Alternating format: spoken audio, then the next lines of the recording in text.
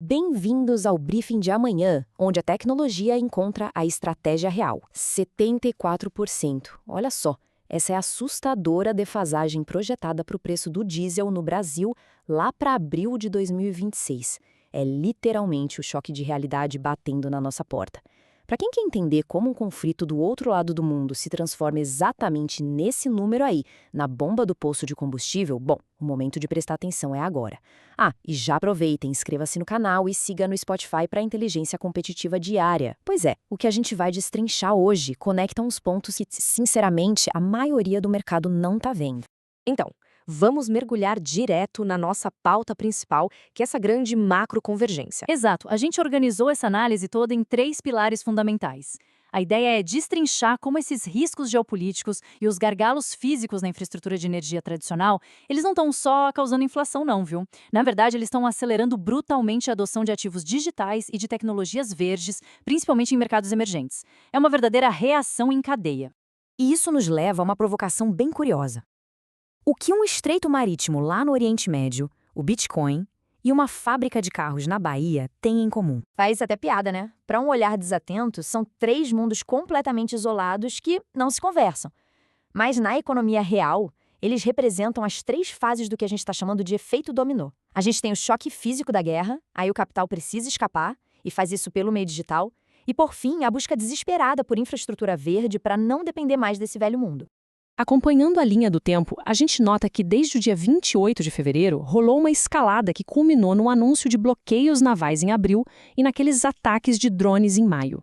Qual o resultado prático de tudo isso? O tráfego de navios no Estreito de Hormuz simplesmente despencou mais de 90%. 90%? Pensa bem, é um absurdo.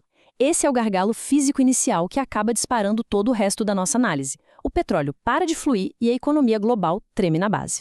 Agora, vamos olhar o contraste dessa situação. A guerra fechou a torneira, certo? De um lado, a gente tem os Estados Unidos e Europa encarando um risco terrível de estagflação, aquele crescimento fraco misturado com uma inflação persistente que não cede, muito impulsionado por esse choque energético e por políticas protecionistas. Mas olha só, a realidade é bem diferente para o Brasil. Com o barril do petróleo tipo Brent lá nas alturas, empresas como a Petrobras e a Prio viram beneficiárias diretas desse caos todo. Segundo a galera da XP Investimentos, a Petrobras pode alcançar um rendimento de fluxo de caixa livre impressionante, na casa dos 13%. Ou seja, de forma super paradoxal, o choque global vira um tremendo colchão de liquidez local para nós. Só que tem um detalhe, né? O comércio internacional não pode simplesmente apertar o botão de pausa e parar de vez. E é bem aí que a gente entra no que chamamos de desvio digital. Porque quando aquela rota tradicional que todo mundo usa, seja pelo sistema SWIFT ou usando o dólar, sofre sanções ou bloqueios, o mercado sempre dá um jeito. Exatamente. Sabe o tráfego de navios que sobrou lá no Estreito, a famosa frota sombra? Eles estão simplesmente ignorando o sistema financeiro ocidental. Eles estão usando o CIPS, que é a alternativa da China para pagamentos interbancários em yuan, ou então estão pagando os fretes direto com a criptomoeda USDT, a Tether. O bloqueio físico meio que forçou uma validação em tempo real de infraestruturas financeiras totalmente alternativas. É aquela velha máxima, o dinheiro sempre acha o caminho de menor resistência. E tudo isso puxa uma citação fantástica que a gente viu na análise da Joe. É uma reflexão muito profunda. Pela primeira vez na história, existe uma forma de propriedade digital que combina liquidez global com resistência com fisco. Cara, essa é a verdadeira dança intelectual dessa crise. Porque existe um custo social e um custo logístico bizarramente altos no mundo físico. Só que, simultaneamente, os estados nacionais que estão nessas situações extremas sacaram que tão o pertencimento real e inconfiscável não significa mais ter que carregar um monte de barra de ouro no porão de um navio. Essa necessidade extrema virou, na prática, o maior teste de estresse que a história já viu para a propriedade digital soberana. E adivinha só o resultado desse teste? Foi imediato.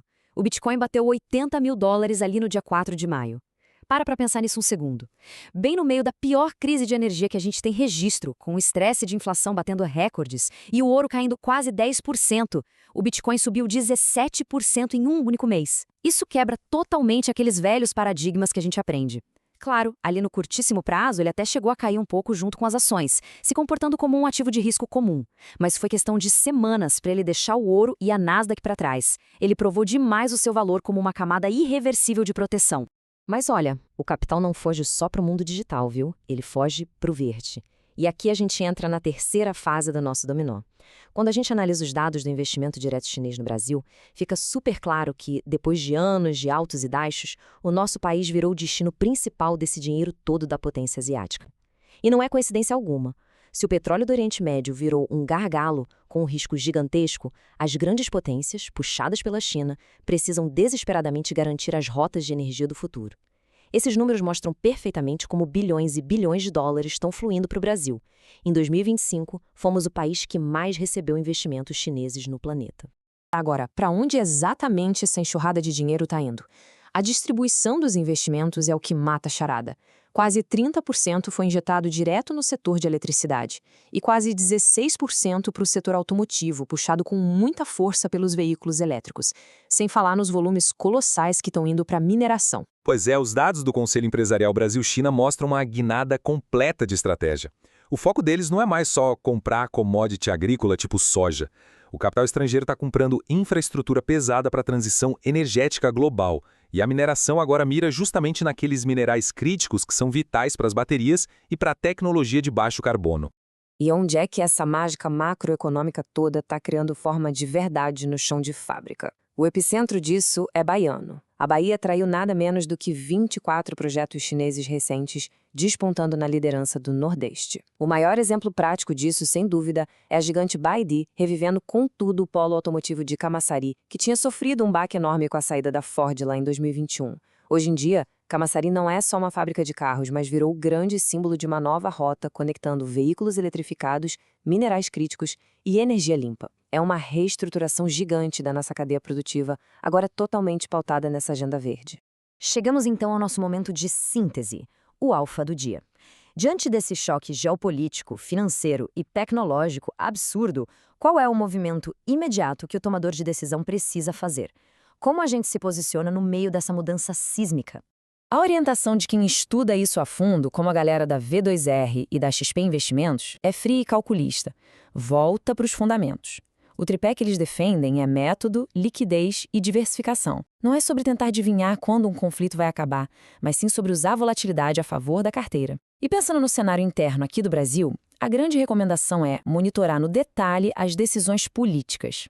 Em anos complexos, aquele debate sobre a defasagem de 74% do diesel que a gente comentou lá no comecinho, isso pode acabar contaminando o preço da Petrobras e gerar até algum tipo de intervenção.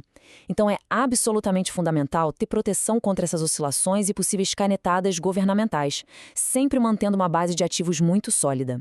O que acaba consolidando a tese central da nossa análise de hoje. Gargalos físicos, gente, inevitavelmente criam desvios digitais e escapes verdes. Toda vez que uma porta gigantesca se fecha no mundo físico por causa de uma guerra, o capital corre solto feito água, procurando as frechas de inovação e as fronteiras emergentes. É bem por aí. Seja usando criptoativos para não deixar a logística asiática parar, ou aplicando bilhões em tecnologia limpa lá no Nordeste brasileiro, no fim das contas, a economia global sempre encontra uma saída. E é com uma provocação final que a gente encerra a nossa análise. Se um bloqueio naval que está rolando do outro lado do planeta consegue acelerar a economia do interior da Bahia e testar a resistência do Bitcoin no mesmo mês, pare e calcule. Qual a fração de um portfólio hoje que está nas mãos de sistemas vulneráveis, de gargalos que simplesmente não se pode controlar? Análise concluída. O que discutimos é apenas a ponta do iceberg. O aprofundamento real está nos relatórios e nos estudos que baseiam essa pauta. Nos vemos no próximo briefing. Um grande abraço.